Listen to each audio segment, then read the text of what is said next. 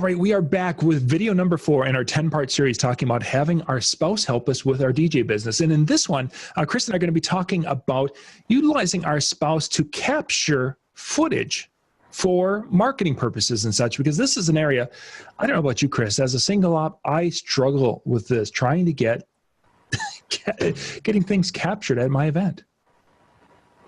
Yeah, and I tell you what, single op here, I am basically stuck behind the booth trying to play my music and record or take photos of what I can, but I'm usually stuck right behind that booth. So how did you kind of get your wife into helping with that part of it? Was it something that she naturally was kind of had an eye for photography and video clips and such, or is it something that you've had to direct more?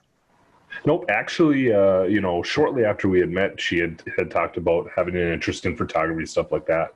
And it was Christmas quite a few years back that I ended up buying her a nice Nikon camera. And, just to kind of get her out there and familiar with it and see what she's got an eye for, which she's got an excellent eye on for photography. So once we really got into this DJ thing and we wanted to start promoting it with our Facebook page, and I, at that point, was considering doing a website, I'm like, I need videos, I need photos, I need something to build this up. And she's like, I got everything here, let's give it a shot.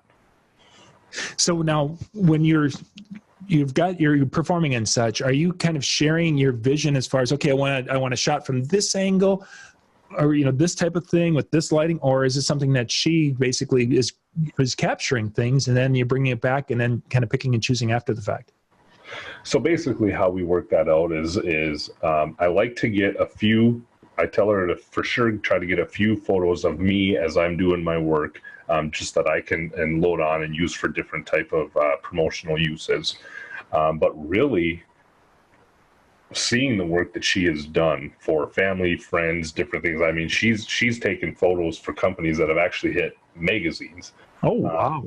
Which we were very, very surprised with.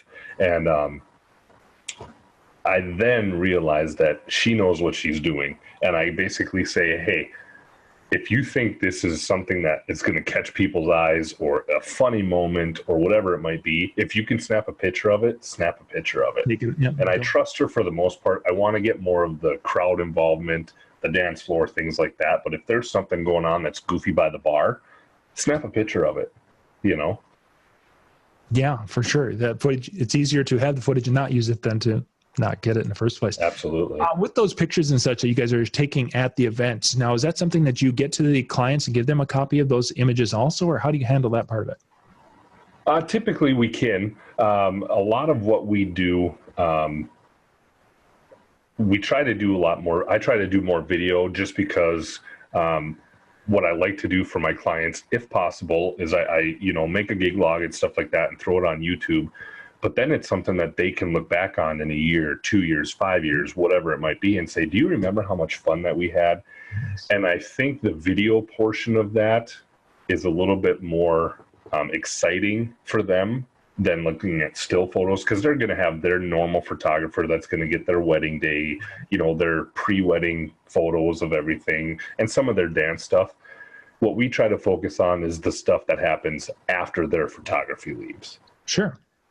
And then, and as you say, video is the way of the world now, so that's what they're going to utilize. So, good stuff. This was video number 4 in our 10-part series. We were talking about having our spouse involved with our DJ show. We're going to be going to video number 5. If you're watching this in the playlist, we'll be going there next. It'll just automatically play, and we're going to be talking about getting a different eye when it comes to your graphics and different things. If this is the first video, you can go down into the description below, and there is the playlist link. You click that, and it will show you all 10 videos. You can pick and choose which one you want to watch. We'll be right back with video number 5.